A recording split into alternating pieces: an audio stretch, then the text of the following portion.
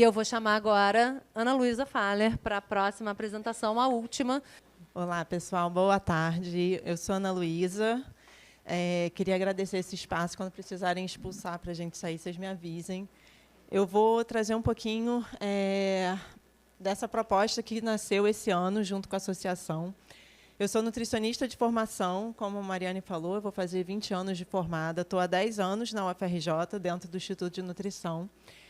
E aí eu quero trazer um pouquinho dessa perspectiva, desse projeto que a gente denominou de Raro Cuidado. Ele foi aprovado agora em fevereiro, a gente começou as primeiras entrevistas esse ano.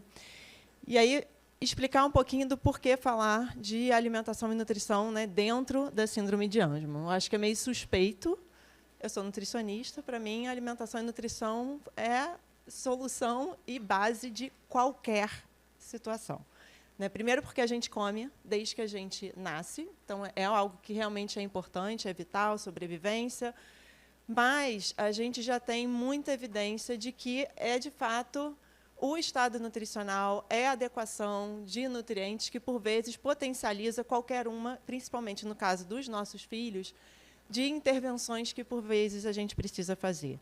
Ele tem um impacto desde a questão do crescimento de estatura, desenvolvimento motor, tem um impacto no cognitivo, e a gente sabe que tudo isso resvala nas interações, desde as interações conosco, nas interações com o ambiente, enfim.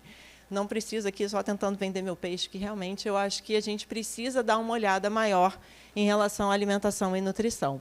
Pensando em estado nutricional e desenvolvimento do sistema nervoso central, da parte cognitiva, do desenvolvimento, dentro da parte intelectual e motora, a gente tem uma série de estudos com deficiência intelectual como um todo, alguns já apontando alguns nutrientes que seriam, não sei se tem pointer aqui, acho que não, que seriam críticos. Aqui eu só traduzi alguns que eles chamam a atenção, que já são, digamos, aqueles nutrientes que a gente pode, talvez, ficar de olho, já um primeiro radar, algo que a gente possa observar, que talvez tenha um impacto mais significativo nesse desenvolvimento, e aí, justamente, potencializando qualquer que seja a intervenção que a gente venha fazer. A gente está sempre trabalhando com fono, a gente está trabalhando com TO, a gente está trabalhando com físio, mas se a gente não tem uma nutrição adequada, como é que a gente vai resolver um caso de hipotonia junto com a físio?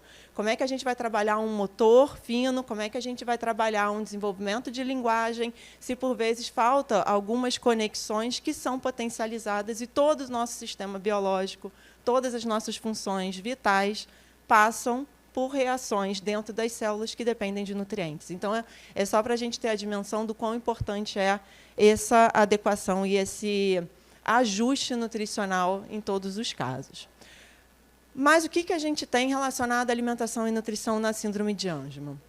Obviamente, a minha filha, eu tenho 2 filhas, uma de 8 e uma de 5, quando a minha mais nova, de 5, foi diagnosticada com síndrome de Angelman, em 2020, ela tinha 2 anos, o que a gente faz? Eu, dentro da academia, você começa a fuxicar publicação. O que temos sobre alimentação, o que dá para fazer, o que a gente pode priorizar, como é que a gente pode mudar, fazer ajustes dentro da alimentação para melhorar o caso dela. Para nenhuma surpresa, surpresa de 0 pessoas, a gente não tem nada. Ou, quando a gente tem muito pouca coisa. A gente fica ruminando, e aí conversa com a Carol, conversa com a diretoria da associação. Fiquei, nesses últimos 3 anos, porque o projeto começou a ser construído ano passado. Estou dentro da UFRJ, a gente está dentro de uma das grandes universidades do país. O que eu posso fazer? Pesquisa. Então, vamos montar um projeto de pesquisa. Então, nesses últimos 3 anos, a gente foi construindo, e a fala da Sandra foi muito importante, porque a gente foi construindo esse projeto que eu vou apresentar para vocês, até com alguns dados parciais, é óbvio, com o escopo e o olhar para alimentação e nutrição, mas tentando trazer também e coletar dados que pudessem ser representativos e trazer algumas respostas que a gente tem. Ou perguntas que a gente, muitas vezes, espera que o profissional de saúde que vai nos acompanhar tenha e que ele também não tem. Já que, sendo uma síndrome rara, por vezes a informação não chega nem nos consultórios particulares, imagina quem está dependendo de SUS e atenção básica. Então, a gente precisa ter esses dados para divulgar. A gente precisa apresentar quem nós somos, onde somos, como estamos e tudo mais. Mas, enfim, que a gente tem relacionado à síndrome de Angelman? Eu tentei pensar alguns indicativos ou alguns dados que já foram publicados que resvalam com a questão nutricional. Então, aqui, à esquerda, eu trouxe um dos que já foi até bem discutido, estou lá no grupo do WhatsApp, também acompanho tudo com vocês, que, dependendo do tipo de medicação, e no caso do levetiracetam isso é um pouco mais conhecido, você pode ter algumas questões comportamentais que, por vezes, podem ser amenizadas com nutrientes específicos, no caso da vitamina B6. Então, já é algo que a gente já pode ficar ali no radar. Poxa, se faz uso dessa medicação, se eu vejo alguma alteração de comportamento, vale discutir com quem me acompanha a necessidade de dosar e avaliar essa vitamina. Existem alguns trabalhos voltados para o outro, né, calcanhar de Aquiles que a gente tem, que são os distúrbios do sono, fazendo uma associação com status de ferro, principalmente quando você tem um nível baixo de ferro, e aí a gente pode ver por ferro sérico, principalmente, né, estoque de ferritina e outros marcadores do metabolismo desse mineral, associados com piora na qualidade do sono. Então, poxa, eu acho que 100%, pelo menos até agora, todo mundo que eu entrevistei, 100% comentou que tem algum distúrbio do sono com seus filhos. Por que não, quando a gente faz um acompanhamento, quando a gente vai fazer, talvez, um acompanhamento principalmente de avaliação bioquímica, pedir que faça um painel completo para a gente acompanhar esse status de ferro. Mais recentemente, esse trabalho saiu agora em 2019 ou 2020, começou a se ter um acompanhamento do desenvolvimento dessas crianças com síndrome de Angelman, mostrando que há uma tendência na literatura de que elas apresentem uma redução nessa velocidade de crescimento, a ponto de, ao final, principalmente da adolescência, a estatura média ser um pouquinho mais baixa, menor, né, do que a estatura média das crianças na mesma idade. É um impacto diretamente relacionado à questão nutricional? Não. Mas, se não tiver uma adequação nutricional, talvez esse déficit, né, essa diferença, esse gap estatural, possa vir a ser maior do que a gente espera.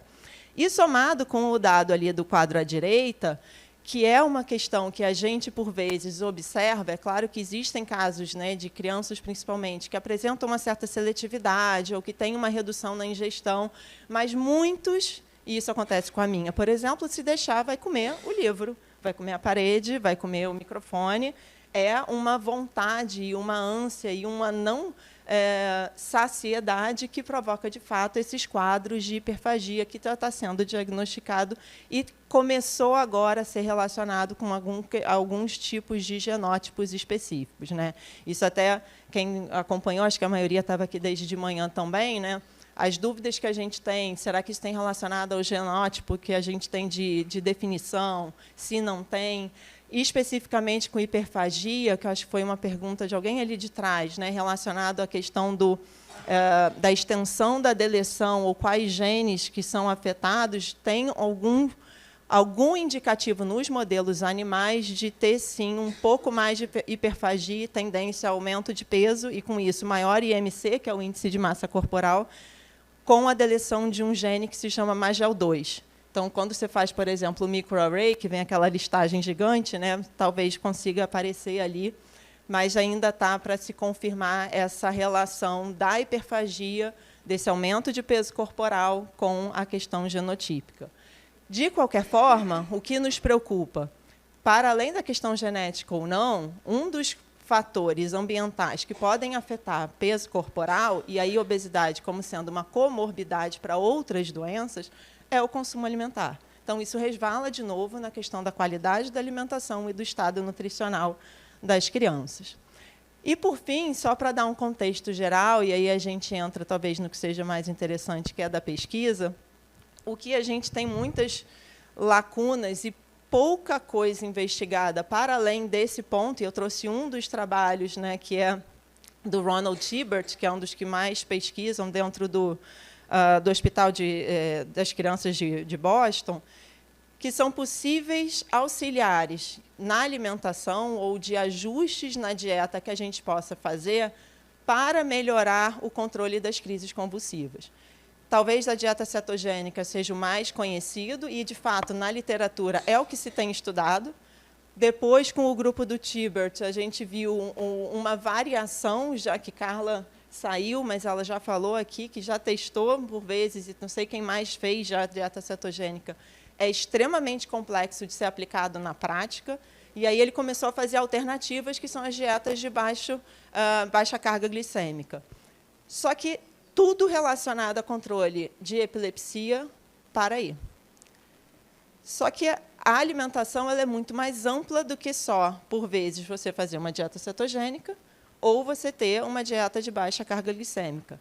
Só que isso nunca foi estudado, nunca foi, de fato, investigado a fundo possíveis alterações que possam ter.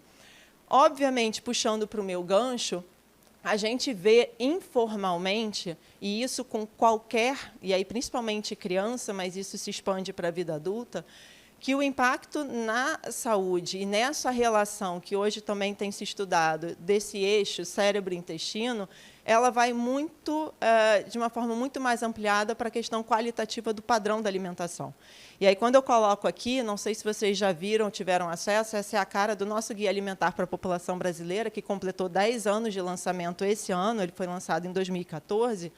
Ele fala de padrões e orientações para uma alimentação saudável voltados para todos. Isso se aplica também para a nossa situação da síndrome de Angelman, com foco no quê? Que é um dos nossos gargalos maiores no Brasil, não só no Brasil, mas principalmente no Brasil, a inserção e a popularização do acesso a alimentos ultraprocessados. E aí, quando a gente fala de ultraprocessados, está embutido não só uma baixa qualidade nutricional, mas uma presença enorme de aditivos alimentares que, por vezes, são estimulantes do sistema nervoso central, e aí para o nosso cognitivo, para a nossa concentração, e para toda a consequência que isso possa ter, também tem um impacto. Mas isso no plano do que a gente conhece de saudabilidade geral. Não temos nada específico para a síndrome de Angelman. Só que quando a gente fala, né, vamos então tentar conhecer o nosso perfil nutricional, vamos mapear, ver qual é o estado nutricional das pessoas, das crianças com síndrome de Angelman. Eu falo criança, mas a gente tem participantes já de 20 e tantos anos no estudo, a gente, né, tem famílias aqui com pessoas até mais velhas, 30 e poucos anos. Mas, de qualquer forma, a gente pensa muito nos fatores relacionados ao indivíduo. Qual é a idade que ele tem? Qual é o genótipo? O que ele come? O que ele não come? Só que dentro da nutrição como um todo, e dentro dos estudos voltados para a alimentação, é um pouco raso a gente pensar nesse contexto, né, da interação alimentação-saúde, sem considerar os aspectos sociais envolvidos. A gente não come, infelizmente, só porque a gente quer. E a gente acha que a gente tem muita escolha sobre aquilo que a gente come. E a gente não tem. Grande parte do que a gente come ou do que a gente tem acesso para comer envolve outros determinantes que estão aí, que a gente chama hoje dos determinantes sociais da saúde. Se a gente vai num mercado, que é perto de casa, a gente, indiretamente, a gente está restrito a escolher aquilo que está disposto para a gente. E se a gente mora num local que não tem um mercado? Ou se a gente mora num local, a gente fala muito, comer frutas, legumes e verduras. E quem mora numa região que não tem? Porque não tem feira, não tem mercado? Ou mora numa região, numa residência, que não tem geladeira? Então, quando a gente fala muito também, né, de tentar pensar em trazer as pesquisas para o Brasil, de comparar, e eu trouxe um pouco desse comparativo com o estudo de história natural do próprio grupo da Lynn Byrne, do Dr. Heng Tan, qual é a realidade que a gente pode comparar de Estados Unidos e Brasil, pensando na nossa dimensão geográfica e nas nossas diferenças, não só culturais e sociais? Então, isso tem que ser levado em conta. Né? Quem é que depende? E aí foi a fala de muitos aqui, e até a minha pergunta com relação aos testes. Grande parte começa no diagnóstico, a gente depende de um diagnóstico de um serviço privado. E quem não tem plano? O plano cobre, e quem não tem? Eu queria fazer a terapia para comunicação alternativa, mas o plano não está mais cobrindo, parei de fazer. Então, desde quando o desenvolvimento que a gente espera, né, para os nossos filhos não são impactados por muitos desses determinantes sociais? Então, para falar de alimentação, eu preciso falar disso, e para falar de alimentação e nutrição, isso recai em um dos itens que a gente fez questão de incluir na pesquisa, que é a segurança alimentar e nutricional, que é um conceito muito consolidado dentro da nutrição, isso está posto na nossa Constituição, e faz parte, já começou a ser concebido como um direito humano à alimentação adequada, que é previsto desde 1948 na Declaração Universal dos Direitos Humanos. Então, o que isso quer dizer? Todos têm direito, e não é o direito a comer, não é o acesso. A gente tem direito a comer, a ter acesso ao alimento, mas esse alimento tem que ser de qualidade.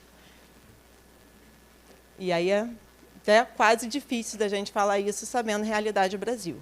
A gente, no Rio, eu só falo do Rio, né? O Rio de Janeiro, a gente teve uma encomenda por uma professora que trabalha comigo no Instituto de Nutrição para mapear a segurança alimentar e nutricional no município do Rio, e os números são muito ruins. A gente acha que não, mas a gente tem muitas famílias que passam por algum grau de insegurança alimentar. Porque, como a gente fala, né, não é chegar a comida, mas vai chegar o quê? Um bando de pacotinho de industrializado, de salgadinho? Isso é qualidade nutricional? Isso é segurança alimentar? Não é. Então, não basta ter, mas o que está comendo e a qualidade em volta disso também. E como isso resvala para nós, né? Pessoas que, no caso, nenhum desses dois trabalhos que eu trouxe aqui são com síndrome de Angelman, porque, de novo, a gente não tem, mas são com famílias que tinham crianças e adolescentes com deficiência intelectual e algum juntou deficiência intelectual com autismo, mostrando que nessas residências, onde tinha uma pessoa com deficiência intelectual, elas eram mais vulneráveis à insegurança alimentar. Por quê? Grande parte da nossa renda é destinada para quem? Muitas famílias, como foi falado aqui, eu não lembro qual palestrante, cujo um dos pais, isso quando são os dois pais ainda juntos, e não como é muito comum uma mãe solo, deixa de trabalhar para cuidar do filho com deficiência intelectual. Isso impacta a renda. E aí, muitas vezes, se impacta a renda, onde a gente vai segurar? No que a gente pode. Muitas vezes, reflete aonde? Na alimentação. A gente é um elo, a alimentação e nutrição acaba sendo um elo mais fraco. E aí, essas famílias, né, que têm um risco maior para a insegurança alimentar e nutricional, por vezes, as crianças com deficiência intelectual manifestavam mais questões comportamentais. Ansiedade, depressão, piora nas questões cognitivas, e isso resvala tanto com o aporte nutricional, que por vezes é inadequado, como talvez um desvio até realmente de recurso financeiro para você conseguir ter o acompanhamento, né, e prover tudo isso que a gente fica aqui naquela angústia de sempre tentar o melhor. Né? Nossa, eu estou fazendo errado, eu devia fazer melhor, vamos tentar fazer mais. E, por vezes, não dá. Então, só para a gente entender por que segurança alimentar e nutricional é algo importante para a gente entender ainda mais no nosso contexto nacional. Dando essa introdução, né, vamos entrar um pouquinho só na pesquisa. Como eu falei, a gente deu esse nome Raro Cuidado, então a gente tem isso como carinho, a gente quis criar essa alcunha para a gente. Aqui estão alguns dos objetivos, e aí a gente ampliou, como eu falei, para além de uma caracterização do perfil alimentar, do consumo nutricional, para um perfil mais sociodemográfico também, porque é uma das grandes perguntas, e certamente, pelo que o Dr. Koch falou mais cedo, que a doutora Sandra falou também, a grande pergunta que vão ter qualquer uma dessas grandes indústrias farmacêuticas é: tá, mas quantos nós somos? Quantos Angelmans tem no Brasil? Certinho, sabemos? Não sabemos. Onde é que eles estão? Temos, né, os hospitais de referência. Como é que eles vão chegar lá? Quantos que eu vou ter que mobilizar nesse transporte para talvez fazer um acompanhamento terapêutico? Não sei. E aí? Né? Então, é óbvio, eu pensei aqui em vermelho o que tem mais a ver com a questão nutricional. Então, não só caracterizar o perfil sociodemográfico, mas o estado nutricional. A gente está fazendo um mapeamento das terapias, por onde estão sendo feitas essas terapias, medicação, avaliar o consumo alimentar, e aí é o nosso grande calcanhar de Aquiles.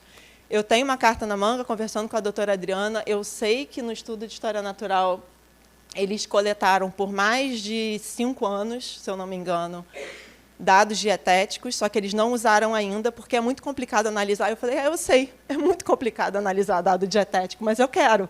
Vamos fazer isso? Vamos fazer essa parceria? Eu quero comparar.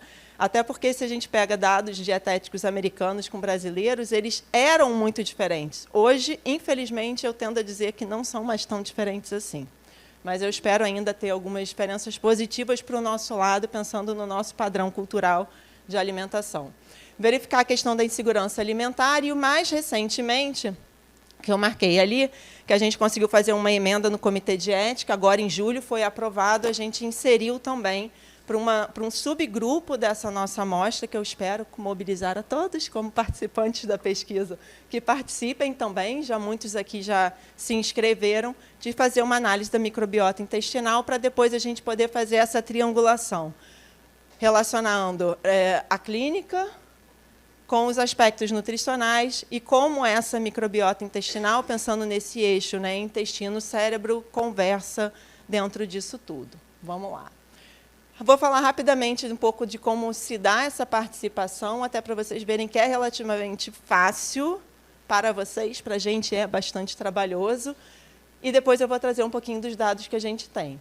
Primeiro ponto de sempre é vocês, como participantes da pesquisa, ativos, atuantes, como a doutora Sandra falou, aceitarem participar.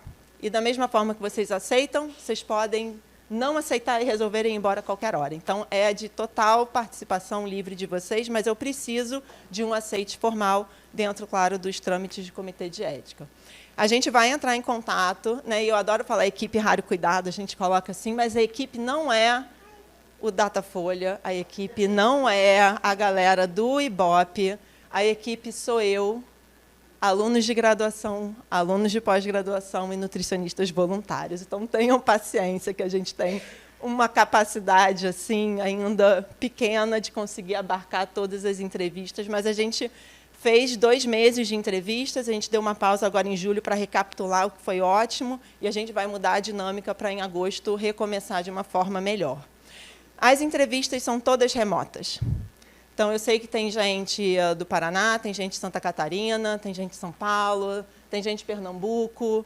Mobilizem seus pares, as famílias que vocês conheçam. A gente tem feito as entrevistas vídeo por Zoom, né, por videoconferência, meeting, não importa, mas pode, inclusive, ser feita por telefone. Eu gosto da tela porque eu conheço vocês, né, e a gente se vê, a gente conversa, a gente cria, claro, um vínculo bacana, mas até por telefone a gente consegue fazer a entrevista e a coleta dos dados. Os dados são embutidos numa plataforma eletrônica, né, vinculada ao UFRJ, que garante sigilo também dos dados, eu acho isso importante comentar. Depois dessas entrevistas, né, a gente sempre faz um acompanhamento pós-entrevista, porque, por vezes, falta um dado, a gente precisa complementar alguma informação, principalmente relacionada à coleta dos dados nutricionais. Espero, essa 5ª etapa eu inseri agora, que é da análise da microbiota, que também vai poder ser feita à distância. A gente tem parceria com uma empresa. Só falta uma coisa muito simples também, que é crucial, principalmente no Brasil, que é o quê? Dinheiro. Então, a gente submeteu o projeto já a 2 órgãos de fomento. Espero eu, esse ano, sair a verba para, em 2025, conseguir fazer a aquisição desses kits para a coleta das fezes, que é uma análise de fezes, para fazer a avaliação da microbiota intestinal, e aí, em 2025, a gente vai fazer uma amostragem e também a via correio. Então, mesmo quem está participando da Bahia, de Sergipe, Mato Grosso, não tem ninguém de Mato Grosso ainda, espero ter gente do Centro-Oeste, a gente vai poder fazer isso, uma amostragem nacional mesmo. Bom, e, por fim, a gente vai querer dar esse feedback. Quem já participou, eu só peço paciência, porque, de novo, equipe somos nós, né? É academia, não é empresas ainda sistematizadas para fazer esse tipo de pesquisa. E analisar dados dietéticos são complicados mesmo, mas a ideia é a gente dar um feedback. Junto com a associação, a gente já montou uma cartilha de orientação nutricional, então, minimamente, a gente compartilha essa cartilha, tem receitas associadas, que os alunos estão sempre atualizando, que, por vezes, são dúvidas de vocês, o que eu posso dar, variar cardápio. É o mínimo que a gente pode dar de agradecimento pela participação de vocês. E aí o questionário conta com essas 4 sessões, que eu não vou me alongar aqui, eu vou apresentar parte do que a gente está coletando já como os dados parciais. Mas a gente tem uma primeira sessão de perfil geral do participante da pesquisa como respondente, né, o pai ou o cuidador primário. Depois a gente entra na parte das características clínicas, diagnóstico, genótipo, as principais queixas, se está frequentando escola, se usa SUS, se usa particular, medicação, queixa clínica, tudo isso. E depois a gente vai, de fato, para a parte de avaliação da alimentação e do nível ou não de insegurança alimentar e nutricional.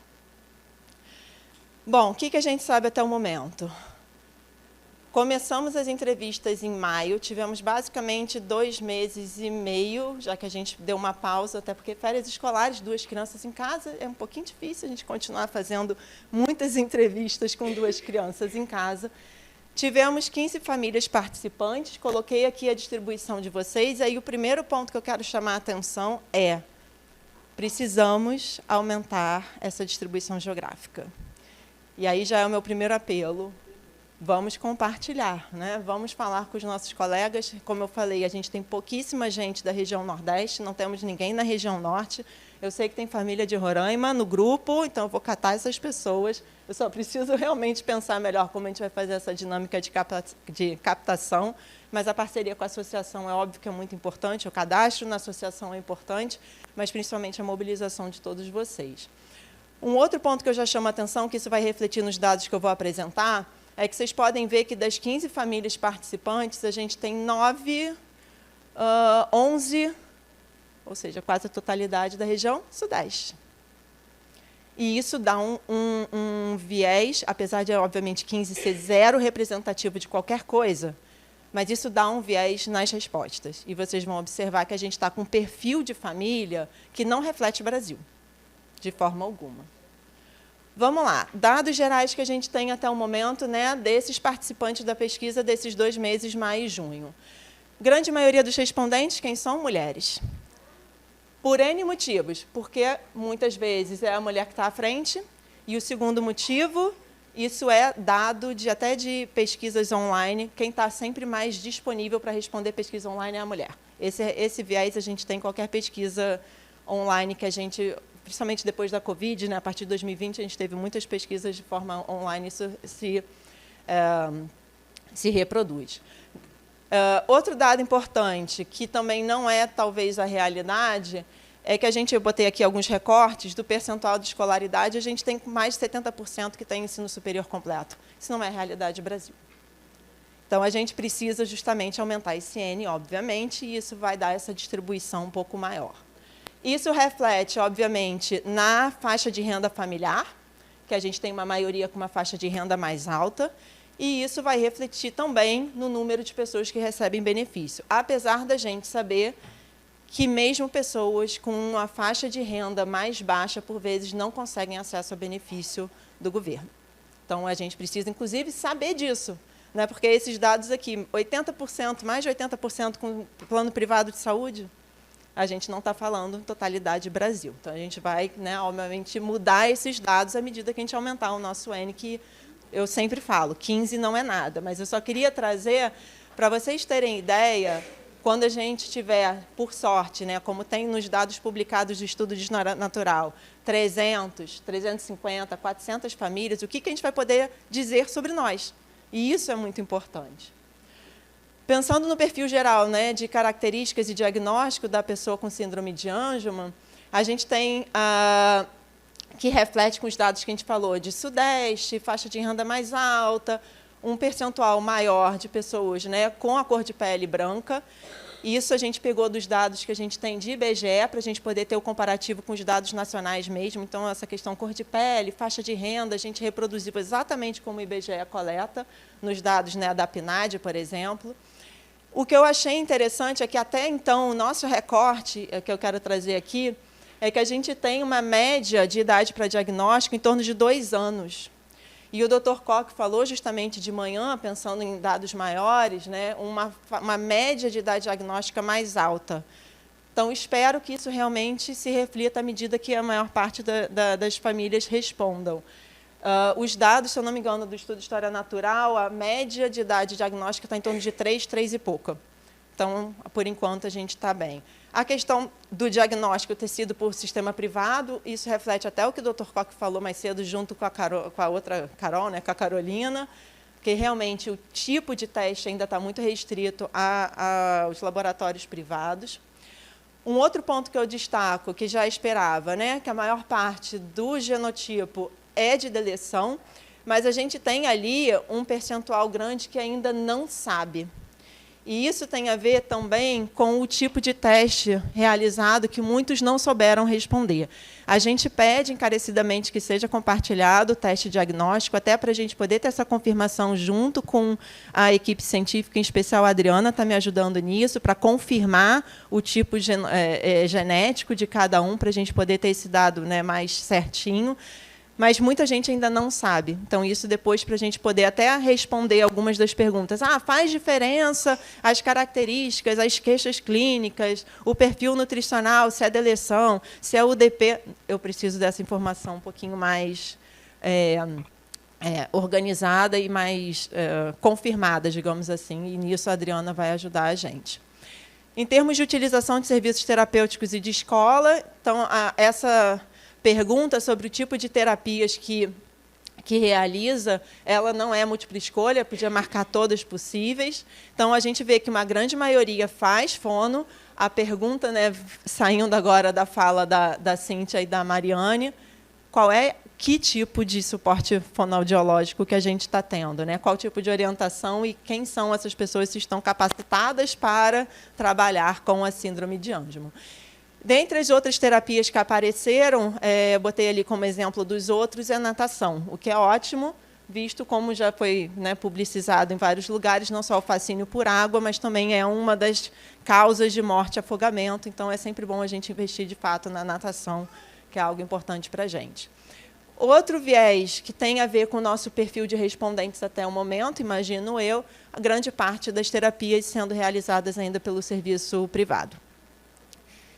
Imagino que isso mude, e aí a gente precisa saber, se não for e quando mudar, porque esses grandes centros de referência para doenças raras, por vezes, eles estão sendo muito bem preparados, né, para diagnóstico, mas eles não fazem acompanhamento. É o caso, por exemplo, do SARA. O SARA ele faz o diagnóstico e depois, tchau, obrigada, a gente volta a se ver, mas não tem o acompanhamento. Então, depois elas são encaminhadas para onde? Quem é que está dando esse suporte e como é que a gente faz para mostrar que esses centros precisam ser multidisciplinares? Precisa ter nutricionista, precisa ter fono, precisa ter TO, enfim. A frequência, né, se essa criança, desses participantes, a gente só teve um que já está fora, teoricamente, da idade escolar regular, né, até o final do ensino médio. Então, a gente tem até uma frequência bacana de 40% que está frequentando escola, mas também o recorte e o viés que a gente tem da pesquisa até o momento, que a grande parte está em escola privada. Em relação à saúde e aspectos clínicos gerais, isso reflete um pouco também os dados que a gente tem internacionais. A gente tem um grau de hospitalização em torno de 60%. O que diferencia são as causas e os motivadores dessa internação. Por enquanto, apareceu uma demanda grande por infecção respiratória. Os dados internacionais já colocam por outros motivadores, mas aqui o primeiro que surgiu é a infecção respiratória e depois por consequência de crise convulsiva, por epilepsia. As principais intercorrências que apareceram, que também algumas são clássicas, né, de literatura, a presença de estrabismo e depois uma segunda, em paralelo, veio otite. Isso pode conversar com um dado que está vindo muito frequente nas nossas entrevistas, que é a presença de refluxo, e, por vezes, refluxo que não é diagnosticado. E esse que é o problema, porque quando você diagnostica, você, né, trata. Muitas vezes a criança começa a manifestar uma série de clínicas, mas que não tem o diagnóstico fechado, e aí você também tem uma subnotificação e você não atua de forma, né, corretiva como deveria ter. Até o momento, né, em torno de metade está caminhando com autonomia e daqueles que hoje caminham com autonomia começaram a caminhar ali com uma média de idade 3 anos e pouquinho. Perfil de crise convulsiva e uso de medicação que a gente tem até o momento. Também não era uma pergunta fechada, porque a gente pode manifestar tipos de crise diferentes, então a gente tem ainda um percentual maior de crises de ausência sendo relatados pelas famílias. Em termos do uso das medicações, uma maioria fazendo uso de levetiracetam, mas também não era uma pergunta única. Existe muita combinação de medicações nesses relatos das famílias. E, dentre os outros, eu só citei, mas existem outros que foram relatados, mas foi mais de uma família que relatou o uso de canabidiol. Então, esse é um medicamento, para além desses clássicos, que está vindo bastante recorrente nas falas das famílias. Vamos lá. Entrando já para o meu gancho de alimentação e nutrição, pensando na parte digestiva. Principais queixas gastrointestinais que a gente tem observado. A gente tem essa pergunta de refluxo quando menor, então a gente vê um percentual altíssimo, mais de 70%, apesar, de novo, meu N, zero representativo, totalmente para entender o que a gente pretende chegar. Mas isso, quando não tem o refluxo hoje, quase que a totalidade das famílias falaram que tiveram refluxo mais cedo. Ou hoje, sabendo do quadro, fala, eu acho que ele teve, mas eu não tive o diagnóstico à época, mas eu tenho certeza que tinha refluxo quando nasceu. Isso é muito importante, porque junto do diagnóstico, a gente já pode fazer uma solicitação de um acompanhamento, de procurar um gastro, de ter um tipo de indicação mais assertiva, porque também o refluxo piora a qualidade de vida, piora a qualidade do sono, impede uma alimentação adequada, aí vira aquela bola de neve, aquela cascata de consequências.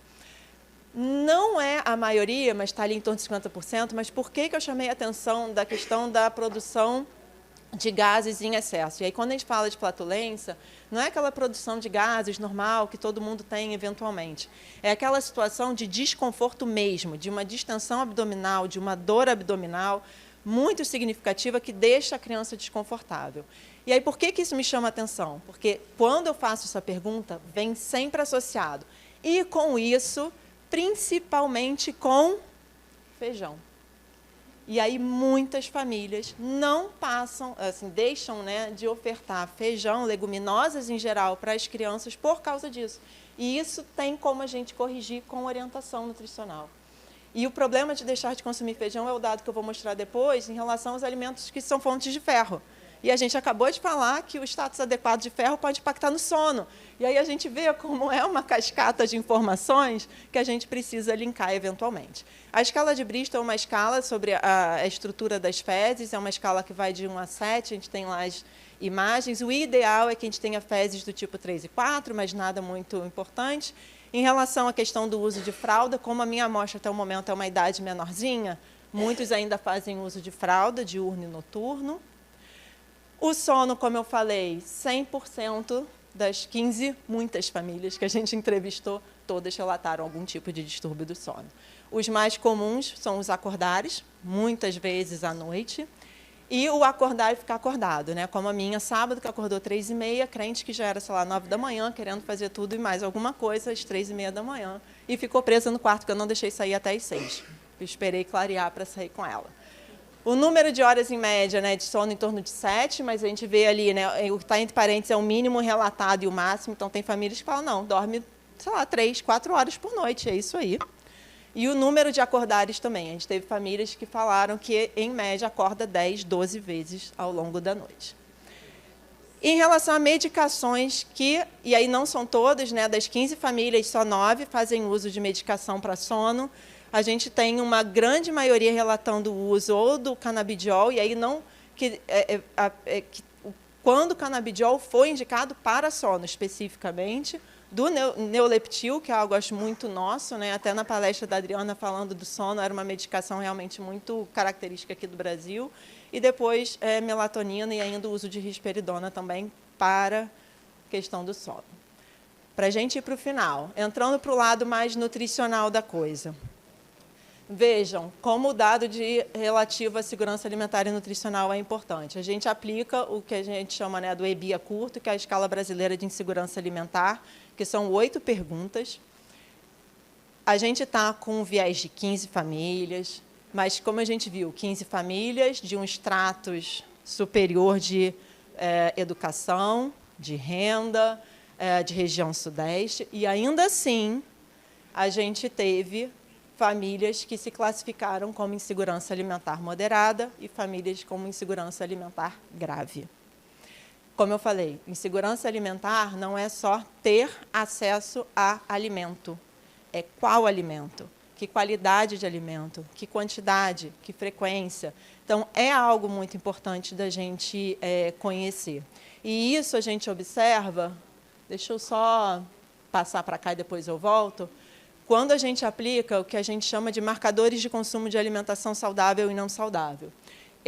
Essas duas colunas à direita, ENANI 2019, que eu marquei, o ENANI é o Estudo Nacional de Alimentação e Nutrição Infantil. É um estudo também nacional, multicêntrico, é conduzido em parceria com várias instituições, mas a UFRJ é uma das que conduz, justamente o Instituto de Nutrição.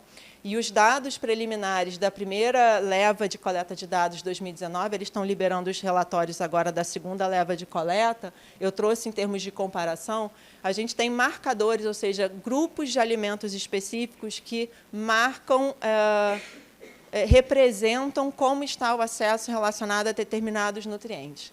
E aí, quando a gente olha o que eles chamam de diversidade alimentar, é quando, dentre esses marcadores, essas crianças abaixo de 5 anos, elas consomem pelo menos 5 desses 8 grupos que está aqui na legenda. Então, leite materno, porque o ENANI pega desde dos 0 anos de idade, cereais e tubérculos, arroz, batata, aipim, mandioca, enfim, leguminosas, leite derivados, carnes, ovos, frutas, etc. São 8 categorias. Se pontua 5, pelo menos, tem diversidade alimentar. Comparado com os dados nacionais do ENANI, tanto para as duas faixas etárias abaixo de 5 anos, a média nacional já não é uma média boa, ou seja, 50% das crianças abaixo de 5 anos têm diversidade alimentar. Até o momento, nosso recorte, a gente está abaixo disso. Só 30% das famílias têm diversidade alimentar. Então, isso fala com o que a gente falou de segurança alimentar e nutricional. Elas estão tendo acesso ao alimento, mas será que elas estão tendo diversidade nessa alimentação?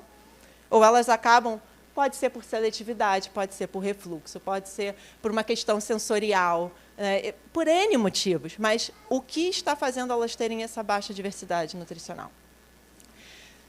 Consumo de alimentos, fontes de ferro, 10%. E por que pontua abaixo assim, frente a 80%, 90% do estudo nacional com outras famílias, não especificamente com Angelman?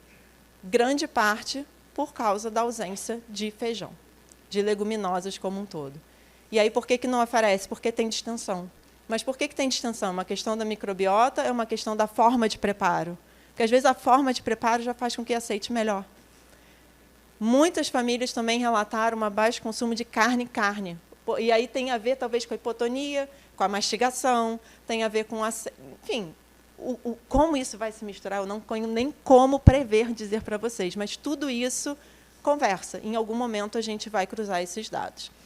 Em relação a marcadores, alimentos marcadores de consumo de vitamina A, que para algumas regiões do Brasil ainda está muito relacionada ao que a gente chama de cegueira noturna, a gente até está bem, em torno de 90%, e consumo de carnes e ovos. Então, em especial, o que pega ali no consumo de alimentos fontes de ferro são 3 grupos que marcam: consumo de carnes, leguminosas e vegetais verde escuro. Couve, rúcula, brócolis, não comem. E isso conversa com o quê? Com a diversidade alimentar. Então, as coisas estão, voltando e conversam entre si. Em relação aos marcadores de alimentação não saudável, e aí também isso nos preocupa, porque, como a gente falou, os ultraprocessados. O que compõe, eu botei aqui na legenda, até porque isso depois vai ficar disponível para vocês, ou vocês podem perguntar, qualquer um desses itens aqui entra como alimento ultraprocessado. Isso está lá no nosso Guia Alimentar da População Brasileira. É a bolacha, é o biscoito, é o suco de caixinha, é a farinha instantânea, é o pãozinho. E aí são muitos alimentos que, quando a gente olha, fazem parte de forma regular, em especial de quem cursa com alguma questão sensorial ou de seletividade. E aí, de novo, a gente vai, tá lá a gente correndo atrás do rabo, porque a gente tenta resolver, mas a seletividade, por vezes, impede. E é óbvio, não estou dizendo que é fácil corrigir uma questão dessa. E quando a gente fala de insegurança alimentar, quem já conviveu ou já circula em regiões de menor renda, a gente sabe que, por vezes, a pessoa não tem nenhuma feira ou mercado. Ela tem o mercadinho da esquina do seu Zé. E o que vende no mercadinho do seu Zé? É isso. E aí, por isso que a gente volta. Mas você deveria ter uma alimentação mais diversificada. Ela quer, mas ela consegue? Ela escolhe? Ela não escolhe. Isso resvala em política pública de saúde. Isso resvala em política pública de alimentação e nutrição. Isso resvala no que a gente chama do PNAE, que é a alimentação escolar. Então, quando a gente fala, né, de limitar, por exemplo, na escola, ultraprocessado, é uma forma da gente ajudar nesse sentido. Deixa eu só voltar aqui antes da gente fechar, que é o último dado que eu quero trazer. Em relação às características da alimentação, a gente falou tanto da mãe, né? Coitada, a outra falando, não tem nada de fato na literatura falando sobre a alimentação da mãe dando um síndrome de Angelman. Tirem essa culpa. Tudo é mãe. A mãe é isso, que a mãe comeu, a mãe não comeu, a mãe se expôs. Não, a mãe não fez nada. A mãe está ali só. A mãe gerou aquela criança. Mas o que embute de novo na mãe? Quem é responsável, na maior parte das vezes, pode não ser pelo preparo direto, mas quem é que está lá pensando no que a criança vai comer? A bendita da mãe. Se tem, não tem, o que vai pedir para fazer, se vai fazer, o que não vai fazer. Então, a gente precisa também dar suporte para essas mães. Muitas vezes a pessoa está pensando, eu não sei mais o que fazer. Estou sem ideia. É isso, por isso a cartilha e as receitas, porque a gente também quer ajudar nesse sentido. A gente tem uma grande maioria que se alimenta 100% de forma oral, mas a gente tem, por vezes, alguma ostomia, então tem dieta mista, mas é poucos casos. E quando a gente fala de dieta especial, isso é uma outra coisa que me chamou a atenção, tem surgido muito relato de alergia alimentar. Muito. Diagnosticado, não suspeita. Realmente já passou em alergista, já foi em gastro, e isso é importante da gente saber para poder também fazer as adequações importantes, porque só tirar não resolve. Pode resolver por uma questão atópica, mas a gente quer realmente que não implique isso em maior deficiência nutricional. E uma outra coisa que é importante é o baixo percentual de aleitamento materno exclusivo, até por uma questão, às vezes, da hipotonia, da pega. Então, a gente teve em torno só de 26% das famílias que conseguiram, o que a gente chama de aleitamento materno exclusivo, é manter o aleitamento materno até os 6 meses de idade, que é o que o Ministério da Saúde preconiza. Por fim, não deu para analisar e trazer os dados dietéticos e os antropométricos, os bioquímicos. A gente, como eu falei, gostaria de ter uma mega equipe que coletasse sangue, fosse na casa de vocês. A gente está trabalhando com os dados que vocês já têm, inclusive os dados bioquímicos. Mas, pensando naquilo que eu falei mais cedo, que a literatura já aponta, o que eu queria trazer? Não tenho dados de todos, e isso é muita coisa que a gente depois brinquei até com alguém no banheiro, desculpa, eu vou ficar enchendo muito o saco de vocês, mas para a gente completar esses dados, para não ficar nenhum buraquinho, então a gente vai mandar WhatsApp, a gente vai mandar e-mail, a gente vai ficar em cima. Então, a gente tem 8 participantes, né, que encaminharam os dados mais recentes de peso e estatura, e a gente percebeu, sim, mais da metade desses menores de 5 anos que já apresentavam IMC para a idade acima do P85. Então, quando a gente falou de hiperfagia, tendência maior a ganho de peso, isso é importante da gente ficar de olho. Então, já numa idade precoce, a tendência desse ganho de peso, e não pelo ganho de peso em si, mas a gente sabe que o excesso de peso corporal, ainda mais se piora a mobilidade na vida adulta, isso pode gerar comorbidade. Né, risco de diabetes, hipertensão e outras questões que a gente não quer. Relacionado ao metabolismo do ferro, das famílias que tinham dados bioquímicos, né, exame de sangue que compartilharam com a gente, e aí eu faço esse apelo para a gente fazer essa ponte também com os médicos que acompanham vocês. Pouquíssimos fazendo solicitação de exames para acompanhar o status de ferro. Dados de ferritina, quase ninguém tinha. Então, não é só o hemograma, né? A gente, claro, o hemograma dá uma visãozinha, mas pensando em status de ferro, não basta. Então, se possível, quando vamos fazer um exame de sangue para acompanhar, ver como é que está a questão da medicação, sobrecarga no fígado, você pode, por favor, pedir também? Isso vai ser importante para vocês. O outro dado que apareceu, que é um dado relacionado à série branca, frequentemente, eosinófilos com percentual alto. Eu botei acima de 4, mas tem famílias com 6, com 8, com 10.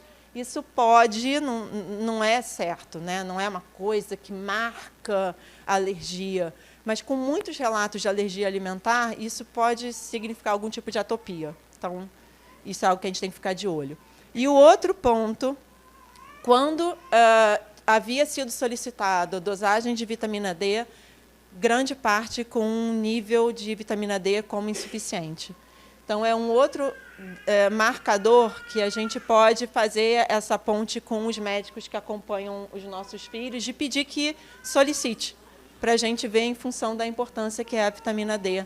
Nada específico ainda para Angelman, mas vitamina D em relação a metabólico, de metabolismo em geral. Bom, Só para a gente fechar, como a gente está em relação aos estudos internacionais, eu trouxe justamente os dados do estudo de História Natural para a gente ver algumas diferenças e similaridades.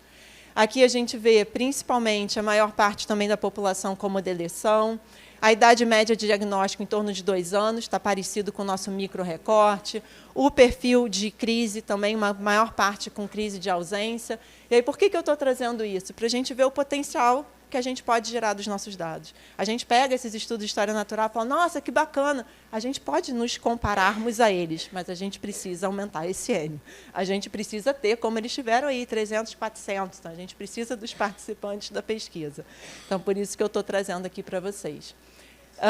Uma coisa interessante que apareceu, que a gente também está avaliando, é o número de crianças que caminham também, talvez com uma questão sensorial na pontinha do pé, que tem aparecido, que se não corrige, depois só questão cirúrgica, né, e aí é o mais complicado. E aí, por fim, a questão das hospitalizações, né, que é no nosso micro-recorte, as maiores causas foram essas infecções respiratórias e aqui a maior parte foi por causa de crise convulsiva mesmo. Aqui o uso das medicações. Aqui a gente está em torno de 60% fazendo uso de levetiracetam, aqui já está um pouco mais distribuído, 20% entre ácido valproico e alguns outros medicamentos.